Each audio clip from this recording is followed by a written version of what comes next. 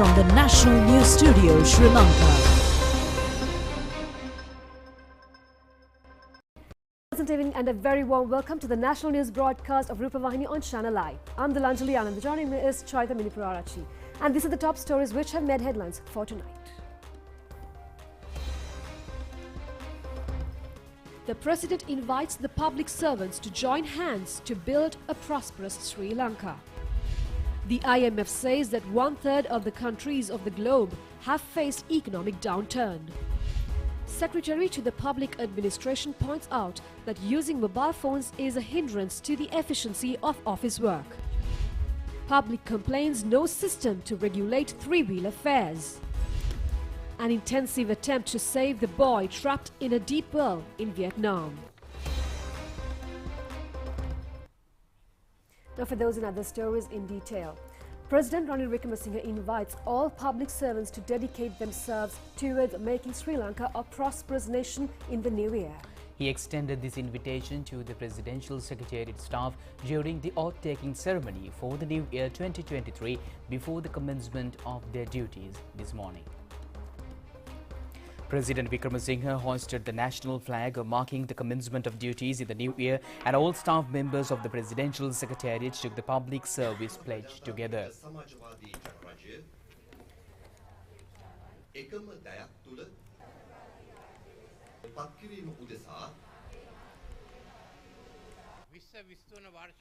President Wickremesinghe said that the most crucial year is 2023. He said that they have to move forward by implementing the debt restructuring program and freeing the country from the debt burden.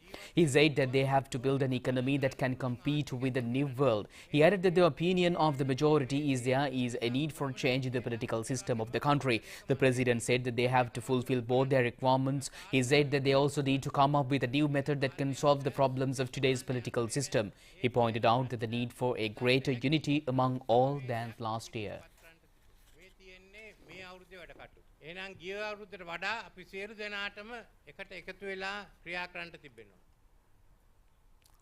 Assuming duties of the Prime Minister's office was held this morning under the patronage of Prime Minister Dinesh Gunawardena.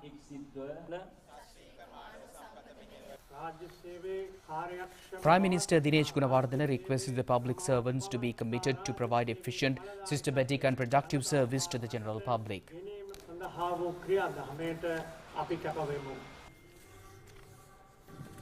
Duties of the Parliament were stated of the new year under the patronage of Deputy Speaker Ajith Rajapaksa.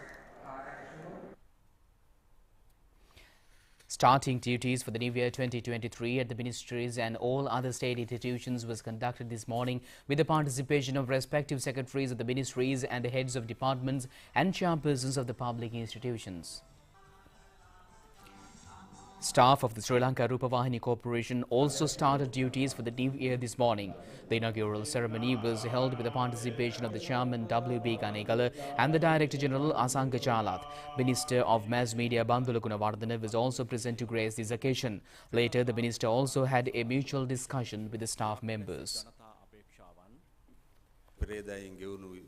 Chairman of the Sri Lanka Rupavahini Corporation W.B. Ganegala said that the previous year was a challenging year not only for the Rupavahini Corporation but also for the entire island. As human beings, we all have lapses and shortcomings. However, we must correct them and advance forwards with determination and commitment. As an individual or as an institution, this is the only way to achieve success. We as public servants must be committed to provide utmost service to the public. In this endeavour, we have to make dedications and commitments on behalf of the country.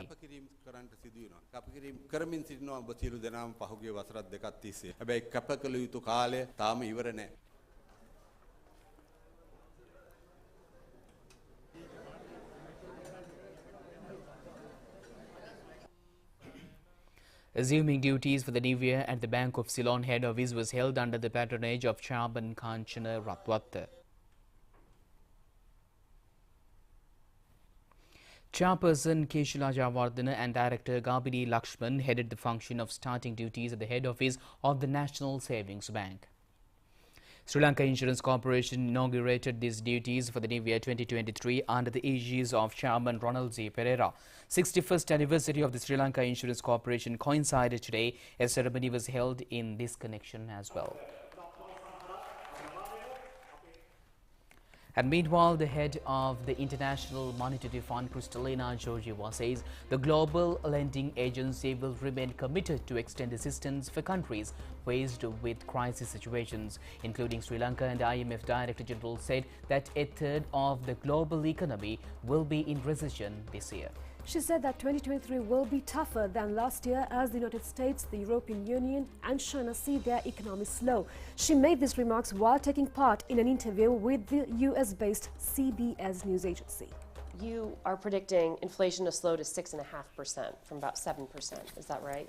Well, towards the end of the year, we project it would go even further down towards the end of 2023, provided central banks stay the course. Our big worry is that with the economy slowing down globally, we are projecting global growth to go down to 2.7%, maybe even lower next year. Remember 2021, it was 6%. It dropped to 3.2 this year, 2022, and it will continue to drop down. If central banks get a cold foot and say, oh my God, growth is slowing down, let's slow down the fight against inflation, we risk then inflation to be more persistent. So our message is to central banks, you have to see credible decline in inflation, and only then you can think about recalibrating rate policy. One of your IMF researchers gave a pretty dire prediction. Overall, this year's shocks will reopen economic wounds that were only partially healed post-pandemic. In short, the worst is yet to come, and for many people, 2023 will feel like a recession. What do we need to brace for? This is what we see in 2023. For most of the world economy, this is going to be a tough year, tougher than the year we leave behind. Why? Because the three big economies, US, EU, China, are all slowing down simultaneously. The US is most resilient. The US may avoid a recession. We see the labor market remaining quite strong. This is, however, a mixed blessing, because if the labor market is very strong, the Fed may have to keep interest rates tighter for longer to bring inflation down. The EU, very severely hit by the war in Ukraine. Half of the European Union will be in recession next year. China is going to slow down this year further. Next year would be a tough year for China. And that translates into negative trends globally. When we look at the emerging markets and developing economies, there the picture is even direr. Why? Because on top of everything else, they get hit by high interest rates and by the appreciation of the dollar. For those economies that have high level of debt, this is a devastation. A stronger dollar, it's good for Americans when they go shopping abroad. It's not good for poor countries who have taken out loans, for example, and borrowed money in dollars. And according to the IMF, 60% of low-income countries are in distress because of this debt. So what does that look like to you? Do you see governments collapsing with defaults? Does that bleed into the global financial system? I mean, how much of a contagion does this become? So far, the countries that are in that distress are not systemically significant to trigger a debt crisis. Let's just look at the map. Which are these countries? Chad, Ethiopia, Zambia, Ghana, Lebanon, Suriname, Sri Lanka. Very important for their people that we find a resolution to the debt problem, but the risk of contagion is not as high. However, if that list continues to grow, and let's remember 25% of emerging markets are trading in distressed territory, then the world economy may be for a bad surprise. And this is why at the IMF we are working very hard to press for debt resolution for these countries. And we have engaged the traditional creditors, the Paris Club, the non-traditional creditors, China, India, Saudi Arabia. Our call is very simple: urgency. we have to act. When I look at the debt map of the world, yes, we have to be concerned. During COVID, what did we do? Everywhere, governments borrowed, rightly so, to help their people. Money was cheap. Money was cheap, and we prevented a collapse of the world economy. That was the right thing to do. But once Russia invaded Ukraine, and that added impetus to inflation, money is not cheap anymore. So what is the advice we give to governments? Focus on your budgets. Make sure that you have sufficient revenues to collect and that you spend very wisely. The cabinet meeting is being held at present under the patronage of President Ranil Wickremesinghe. The proposal relating to increase the electricity tariff by 65% will also be presented to this meeting. However, several media briefings were held today with regard to the electricity tariff hike. Convener of the Sri Lanka Nidahas Sevaka Sangamaya of Ceylon Electricity Board, WAP Prabhat, said that people of the country earn money not to pay electricity and water bills, but to survive to purchase food and medicine. Chairman of the Canteen Owners Association, Nasela Sampath, said that if the government increase electricity bills, the ministries and MPs cannot go to villages or to meet the voters. If they want to increase the electricity bill, the government must expedite implementing solar panel system. If the light bill is increased at present, all food items in hotels and canteens will be increased.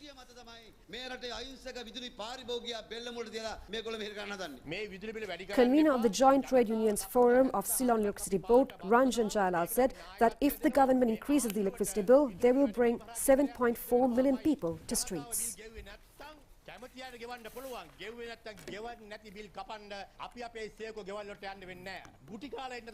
State Minister Tanagamage said that the government has to provide electricity without interruption. This cannot be changed within 24 hours. It takes time and we must all work together as a team.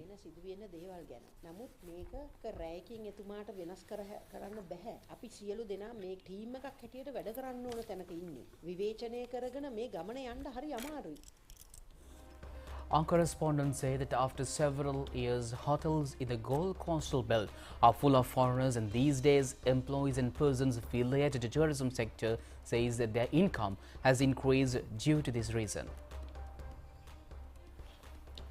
Foreigners are in abundance at tourist hotels, canteens and holiday resorts and located in the coastal belt of Galle area, particularly Galle Town, Unawatuna and Hikkaduwa coastal areas are full of tourists. Hotel managements have organized various programs including cultural events to attract more tourists to their hotels and resorts.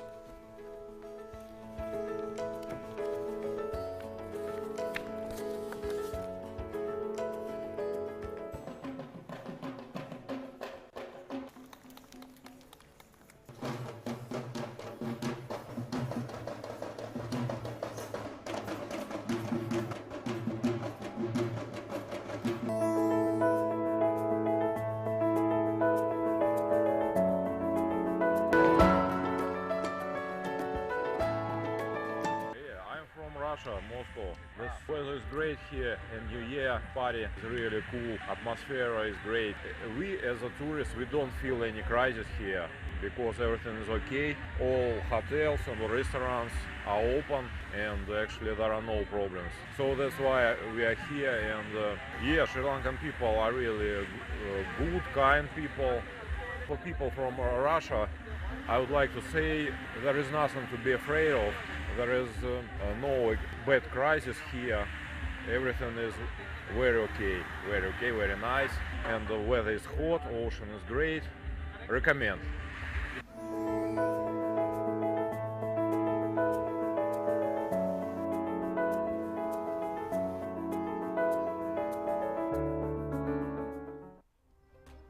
Former British Prime Minister David Cameron, who is on a personal visit to Sri Lanka, met President Ranil Wickremesinghe at the Presidential Secretariat this morning. During a friendly discussion, former British Prime Minister Cameron extended his best wishes to President Wickremesinghe for the new year. President's senior advisor on national security Sagala Ratnayaka, President's Secretary Saman Ekanayaka and Director of International Affairs for the President were also present at this occasion.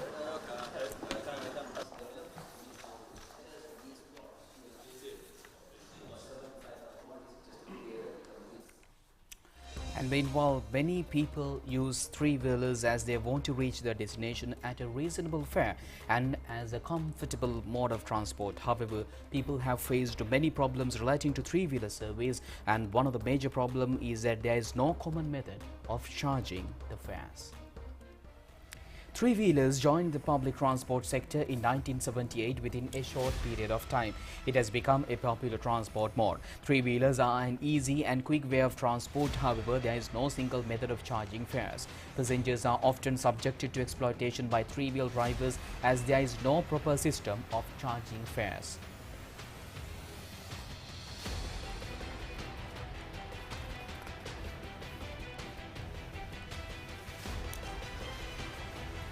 Tens of thousands of people use three-wheelers as their way of living. Even the three-wheel drivers face difficulties as there is no fixed charging system.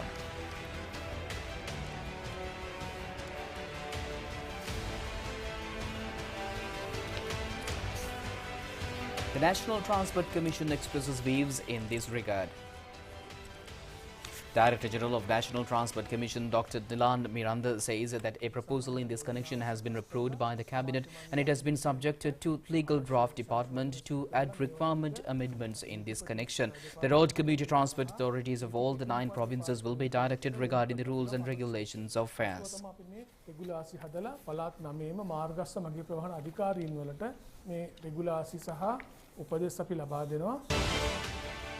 It has a timely action to declare a fixed fare for the first kilometre and to regulate public transport by three-wheelers. At the face of current economic crisis, the three-wheel industry should be protected as a convenient mode of transport for the people.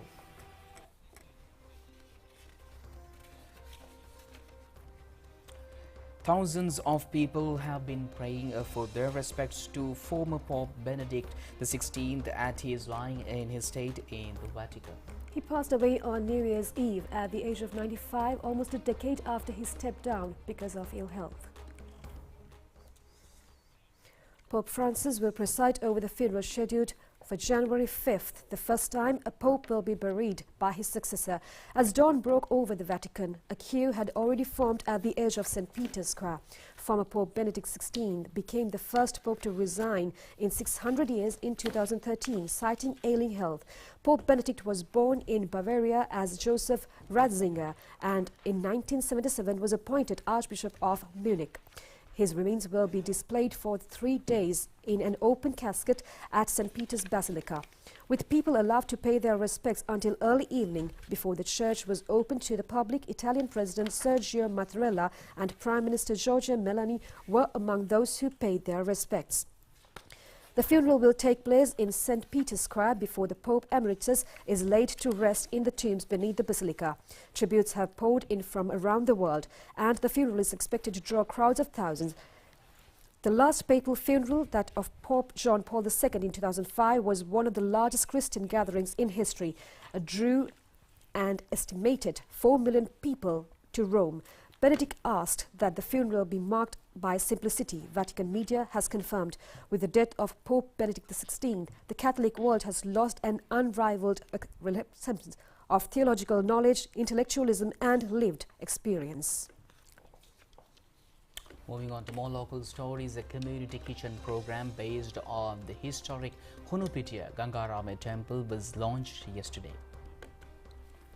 This program has been implemented targeting 2,500 families in Hunupitiya in the Slave Island Police Division, Slave Island, Golface, Ibanvilla and Wekanda DS divisions who are finding difficulties to obtain food. The daily community kitchen program will run for 40 days from January 1st. During this period, the government has taken steps to improve the economic conditions through welfare programs such as creating self-employment opportunities, providing professional training and providing social development to the people of the beneficiary families. This community kitchen is running with the help of the Gangarama temple donors, the Tri-Forces, the police, the civil security department and the government agencies, as well as the International Lions Organization, Rotary Sri Lanka Organization and many private organizations under the guidance of Presidential Secretariat. Senior advisor to the President of National Security Sagala Rotnayaka and Senior advisor to the President Ruwan Wijewardena were also present at this occasion. Now, it is a hard task to create an art in minute spaces than working in a more spacious area. Arts mean, however, a job that should be done with strict discipline. Now we take a look at a series of marvelous creations that need strict discipline.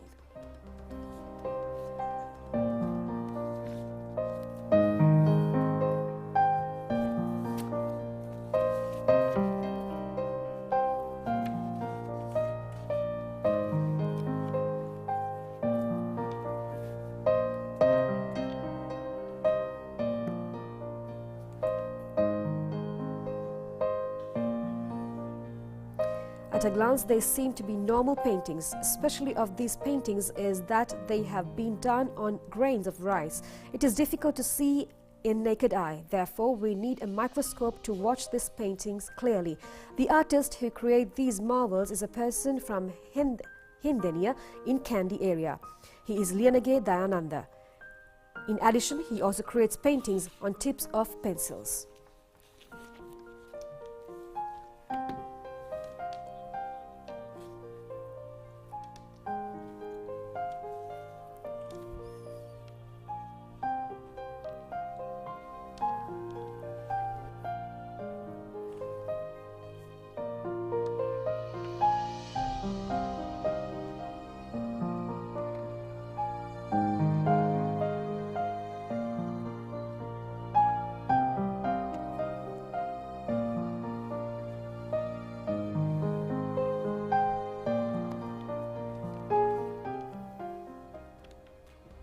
And Tulanjali, it is a cultural matter and a tradition to match various factors prior to a marriage of a couple. And however, the doctors stress that the blood group of the couple must be matched whether they are healthy for a marriage. If the couple same thalassemia causing blood counts, the children to be born to the mother are vulnerable to thalassemia. This is a news related to a place in Anuradhapura where such a group of children are having treatment.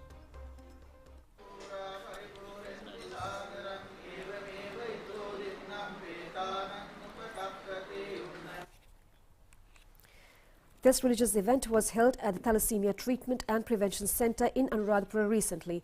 It has been organized by the medical officer of the center, Kiloshani Handevitarana, and her staff.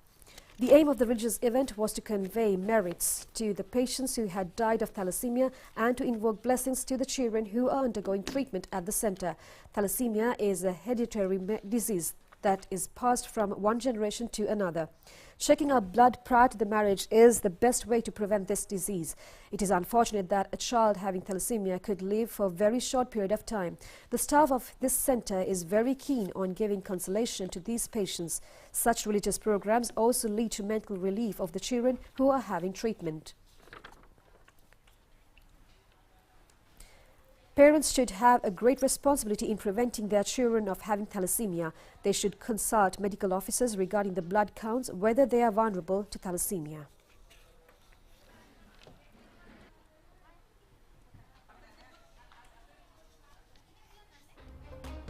Custom codes have been introduced to 142 new items with effect from yesterday. State Minister of Finance Ranjit Balapatiya told the media about the following a ceremony held in Yatianthoda yesterday. State Minister of Finance Ranjit Balapatiya introducing these new codes will help to importers and exporters to act in transparent manner. They will have a clear idea regarding the items they export or import. Stay tuned for international news after this break. சவால்களை வென்று நம்பிக்கையுடன் முன்னோக்கி செல்லும் உங்கள் அனைவருக்கும் 2023 புத்தாண்டுக்கான மக்கள் வங்கியின் வாழ்த்துகள். மக்கள் வங்கி, தேசத்தின் பெருமை.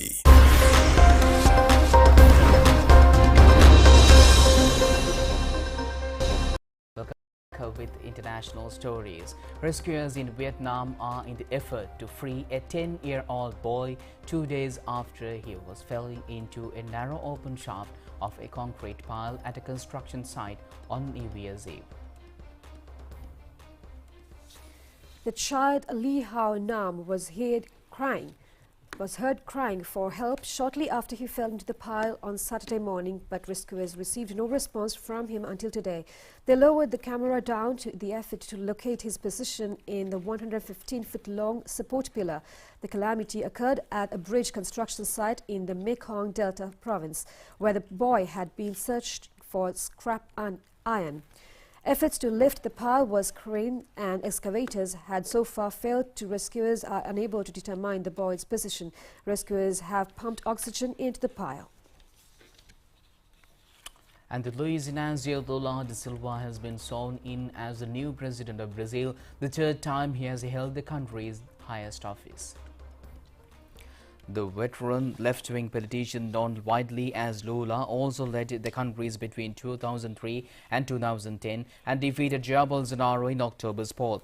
In his first speech, Lula vowed to rebuild a country in terrible ruins. He declared the policies of his predecessor, who went to the United States on last Friday to avoid a handover ceremony. Sea of Lula's supporters gathered in front of Congress since early this morning, decked out in the red color of his Workers' Party. They traveled to see their leader sworn in, but also for a celebration. Lula and incoming Vice President Geraldo Alckmin paraded through the city on an open-top convertible before proceeding to the Congress building, where the swearing-in occurred at the start of the formal inaugural ceremony. He pledged to undo the legacy of his predecessor's government, which he said involved debating funding for education, health and conservation of the Amazon rainforest. Ukraine says that around 400 Russian soldiers have died in a missile attack on the occupied Donetsk region. Russia's officials have contested the figure, admitting to only 63 of their troops being killed in the blast. Neither claim has been verified. The attack has built in the city of Makiwa, where Russian forces were thought to be stationed. Meanwhile, in Kyiv, air raids sounded on Sunday's night as the latest wave of strike from Russia continued. In a statement, Russia's defense ministry said Ukrainian forces fired 6 rockets using the US-made HIMARS rocket system at a building housing Russian troops. 2 of them were shot down, it added. Russian-backed officials earlier said that the missile struck Makiwa 2 minutes after midnight on New Year's Day. Although access to Russian-controlled areas in the restricted, a number of Russian commentators and bloggers acknowledged that the attack, the suggested numbers were lower than they claimed. But the 3 astronauts for China Changzhou 15 spaceflight mission have been working and living in orbit 1 month after they arrived at the space station Tiangong and operating stably. The crew members were sent into space on November 29th and entered the space station on November 30th. The Shenzhou 15 mission will wrap up the last stage of the space station construction and kick off the first stage of its application and development. Over the past month, the crew members have been busy unpacking and installing experiment payloads in the Metgan lab module and carrying out tests as scheduled. In addition, the astronauts also need to finish daily physical fitness training as planned. During the past month, the 3 astronauts have been quickly adapted to the in-orbit living and working environment, and they also received medical examination after spending 1 month in space. About 58,000 people flocked to a beach in Chiba Prefecture near Tokyo to observe the first sunrise of 2023. Cape Ibanuski is the city of Chushi, sees the New Year's Day sunrise earlier than anywhere in Japan. Yesterday, winds were mild and the sea was calm. The sky gradually turned orange and the sun emerged above clouds on the horizon shortly before 7 a.m. Spectators sprayed and took photos. The Cape is not easternmost part of the country, but city officials say that the sunrise early in a 10-day period around January 1st due to the tilt of the Earth's axis. In the city of Osaka, Western Japan, hundreds of people watched the year's first sunrise from the top of the country's tallest building. Ueno Hurakas is 300 meters high with 60 stories above ground. The operator holds an event every year, allowing people to enjoy an unobstructed view of the first sunrise from the observatory and heliport. About 260 people and who applied in advance gathered while it was still dark yesterday.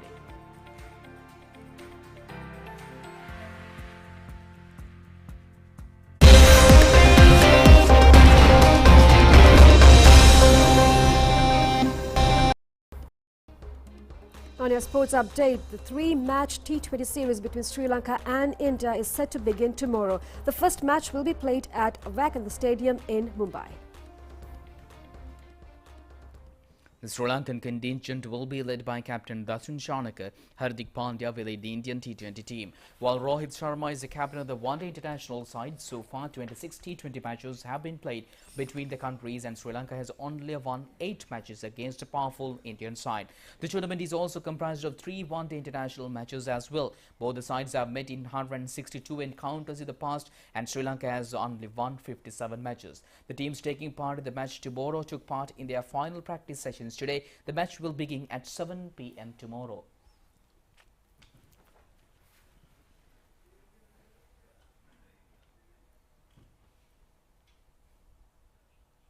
Sri Lanka cricket announced the appointment of Chris Clarke-Irons as the lead physiotherapist of the national team will effect from yesterday. His first official tour with the Sri Lankan national team will be the Sri Lanka tour of India. He is on a 2-year contract with the Sri Lankan cricket.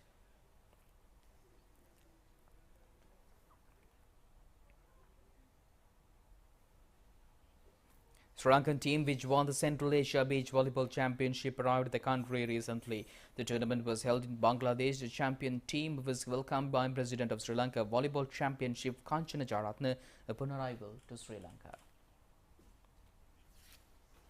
And that's all the news we have for tonight. Join us tomorrow at 8:50 p.m. for the very latest on ChannelEye. I'm Bilanjali, together with Sharita, signing off. Good night. Have a pleasant night.